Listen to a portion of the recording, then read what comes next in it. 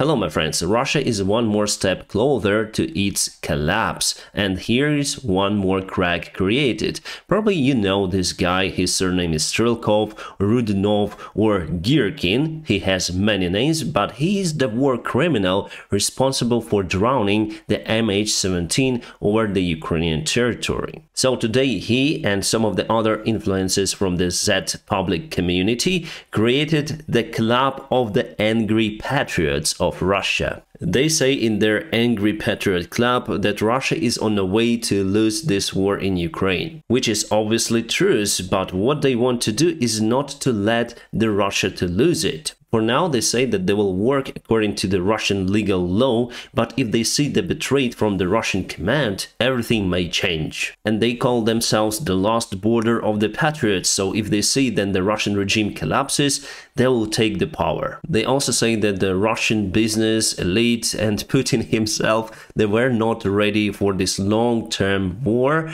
and their economy is in lack of the resources to handle it. So the idea of the club is to mobilize economy, mobilize all Russian men to fight in Ukraine. So basically they are more radical than the current Putin's regime. We call them chauvinists and imperialists, and this force actually may collapse the Russian Federation. I'm not speaking about this Angry Patriots Club in particular. Well, the name is fantastic, but there are many other forces that are not okay with the current Russian leader. They see that leader cannot solve this big issue that he started. Also, Prigozhin, the leader of the Wagner PMC, said the similar stuff, but actually they're enemies with Girkin and this club. And this Angry Russian Patriotic Club, they don't like prisoners to fight for Russia, and they also don't like the private military armies. They want the Russian army to be a single one, to have the monopoly on the force. And actually it's the right thing, because if you have many armies, potentially they may fight against each other. It happened in Russian history long time ago, then there were clashes between some sort of the regions, but now Russia is more or less united. However, those forces, the Russian Angry Patriotic Club, they also create this idea to disassemble from the current Russian policy. And obviously it's not the independent project. I think someone from the Russian elites supports Girkin, because he said all of the bad stuff about Putin and he's not yet in the prison. And just look at the faces of the guys who created this club, and it seems like it's not the Patriotic Club or something.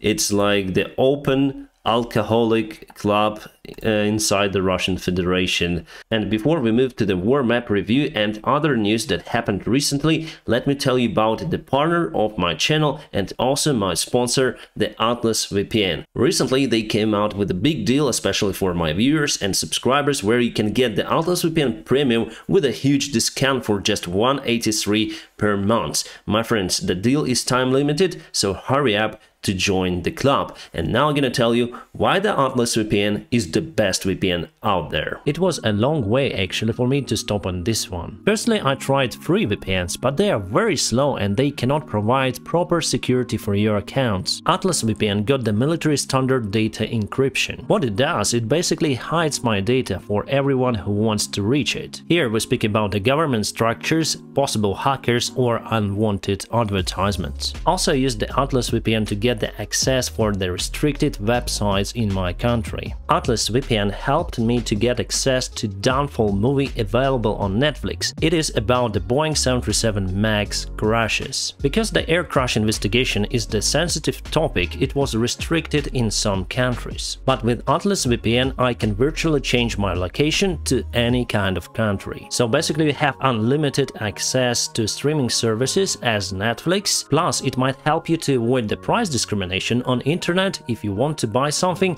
like airline ticket or you want to book apartments on Booking. My friends, if you want to get secured, reliable and fast VPN, please visit the link below under this video, where you can have it just for $183 per month if you sign up for the 3 years deal, and you'll have 3 months for free. Together it is 83% of discount.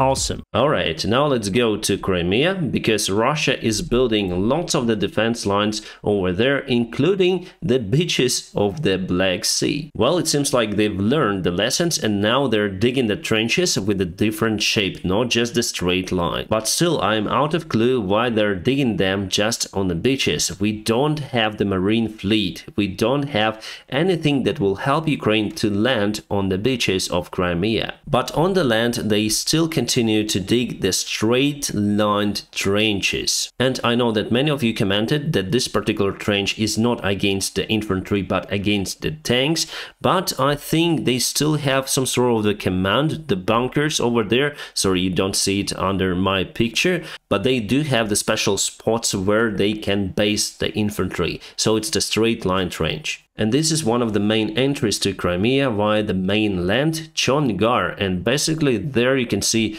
many forms of the trenches, and those are infantry trenches. Obviously it's the very important part, so Russia did everything according to the book out there. So if we zoom to Chongar, you'll see it here. This is one of the main roads. There's also Artemovsk over here and Chongar, basically two roads how you can get to Crimea. So before the full-scale war, it was the border between the occupied Crimea and Ukraine, but finally Russia went through this road and managed to occupy those vast territories. And now you can see how important those roads are. And yes, they are digging the trenches, they reinforce the defense because they are waiting for the counterattack from Ukraine. They expect that Ukraine would go from Melitopol to Crimea this year, but potentially the trenches would not be that effective because it's just a flat ground. No hills, nothing, even no trees out there. The only way how Russia can protect their defense lines is using the aviation, but Ukraine can put the Patriot systems close to the border with Crimea, and the range of the Patriot system is 150 kilometers, a little bit less than 100 miles, which is more than enough to cover the north part of Crimea. And Russia simply would not be able to use their aviation, or they may use the aviation, but they will have severe losses in their airplanes. And here you can see a long and straight infantry trench near to the Belbek airfield, which is very close to Sevastopol. It's my hometown, by the way. So if we go on the south, this is Sevastopol and this is Belbek airfield. They put lots of the units over there, especially modern day fighter jets. And you may say that it would be very difficult to go to Crimea. Yes, I would agree with you, because firstly we need to penetrate the Russian defense over here near to the front lines. But if we penetrate it, after all, it would be much easier compared to the war for Donbass. And let me prove it for you. So this is the concentration of the Russian satellite signals. So then soldiers go to their relatives or friends. The satellite signal goes and creates the information that some equipment may locate, and you can see that the most concentrative part for the Russian enemy side is on the Donbass. So for Donbass penetration, it is much harder than penetrate, for example, this line over here and go to Crimea, where it is not really that hard to fight compared to this area.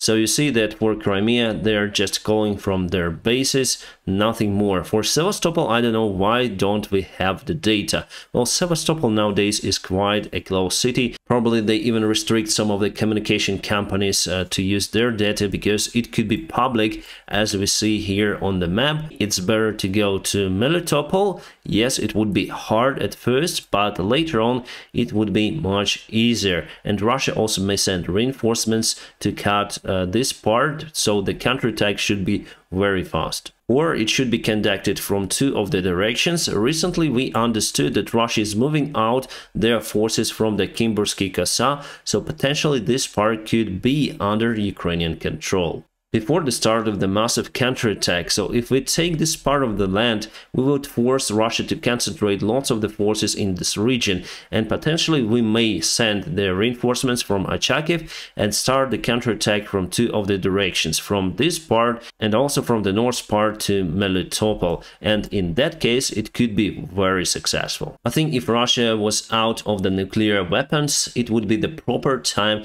to attack it just right now, because they concentrate the most part of their army on Ukrainian territory. So our allies as Japan would reclaim their territories, and I think not only allies, but China would also take some part of the territory of Russia. Actually, I think China wouldn't do it until Putin got his power, but if they see the democratic change for Russia, or then Russia would start to collapse, I think China would dare to attack the Russian Federation. But they will do it only then the Russia is weak. It's the same stuff that Russia did with Ukraine occupying Crimea. Then it was the power transition in Ukraine because of the revolution. So for the possible attack in Crimea, we need lots of the long-range missiles. Plus, we need tanks to penetrate the Russian defense.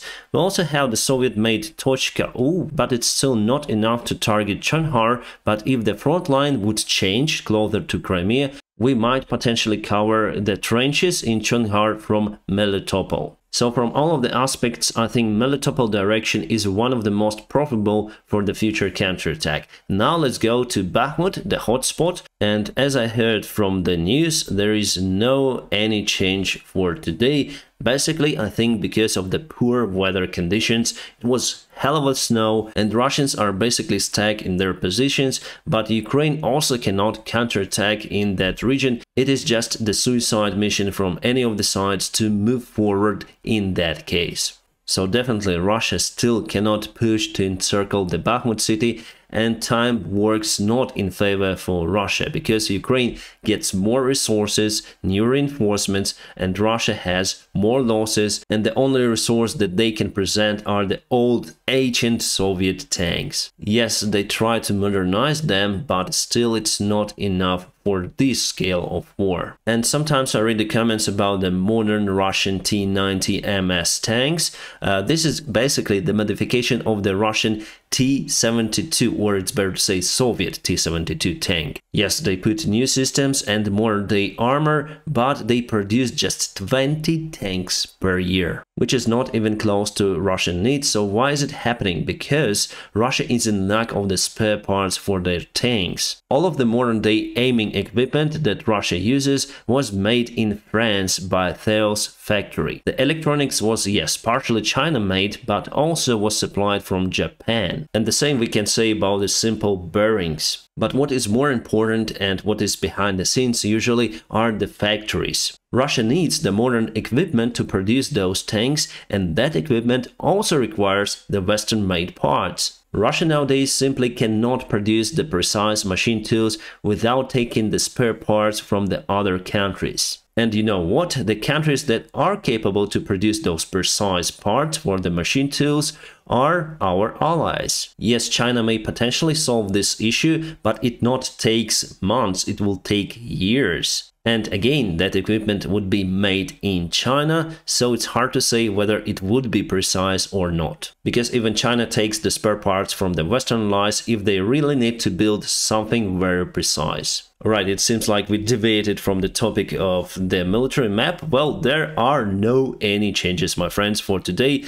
which is the awesome news. And here we have the photo of destroyed Antonov 225 airplane. The photos were taken just a couple of days ago, or maybe even today, because they signed it Maria today. And I was there myself. I visited the Hostomel airport after Russian attack, and I filmed the video about it. You may find it on my channel. So compared to the last time, I see a big changes. Firstly, it seems like the empennage was removed, and also all of the engines were removed, probably for the maintenance. The engines on the left wing got minor damages, and I'm sure that it is possible to restore them. Also, they removed the cover and just left the frame because it was really unsafe to walk over there. And basically they cut the airplane into 3 pieces, the big one with the fuselage and the cockpit separated into 2 parts. And this part got the most severe damage, so the engine total loss, and I think the wing on this side is also total loss. Yeah, fuselage obviously, but we have the different one. The spare fuselage is in Kiev. One more photo, you can see the airplane was lifted up a little bit.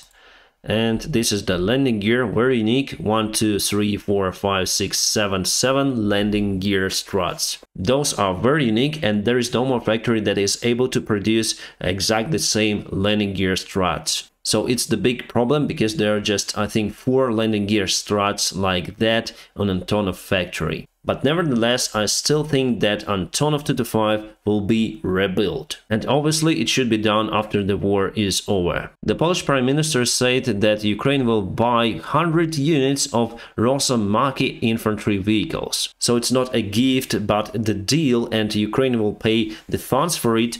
We are in desperate, so we take credits. Well, this vehicle looks similar to the United States-made Striker, and it may also swim because it has the propellers at the back. And the good thing that you can also put the turret on the top, so it's the infantry fighting vehicle. Well, I like this design, and for sure the characteristics are better than the Soviet-made BTRs or infantry vehicles that we have. Right, I'm gonna post this on my Telegram channel because literally I cannot show you the full video. This is from the drone and guys are filming from the phone on the phone. And this is the area of the factory which is in Bakhmut. And the comments for the video stated that it was filmed a few days ago before the snow precipitation. And here is the result of the Tochka-U, the Soviet-made rocket system that totally crushed the building with the Wagner armed forces. So indeed, Ukraine moved the forces out from the factory, but it doesn't mean that we stop fighting for it. And so far, it is the most powerful rocket system that we have. As for the ATACMS rocket that has the similar effect but the longer range, well, for now the United States say that they will not supply those to Ukrainian army, unfortunately. But those rockets could be very useful for the future counterattack. And also the United States commander Mark Milley said that Ukraine will go for the counterattack, but the chances for Ukraine to liberate all of the territories this year is very low. And there's some news about the pro-Russian church, let's say, and now Ukraine wants to put it out from the biggest temple that we have, the biggest church basically in Kiev, Lavra. And let's say the manager of the church today was arrested, and now he will have to spend 60 days on his home arrest because he is accused for the pro-Russian propaganda in Ukraine. And honestly, I don't want to put the topic of religion on my channel, the same that I don't want to put the topic of American politics on my channel. Sometimes still you have to say about it, so I'm gonna make the podcast, but it will be limited just for the sponsors of my channel and patrons. So still, yes, I would like to speak about it, but I'm very limited to speak about that sensitive topics on a wide audience. And now, my friends, press the like to this video, and also don't forget to check the link for the Atlas VPN, the best VPN out there, where you can get the huge discount, especially with my personal link. So my friends, I wish you a peaceful sky wherever you are, and have a great time.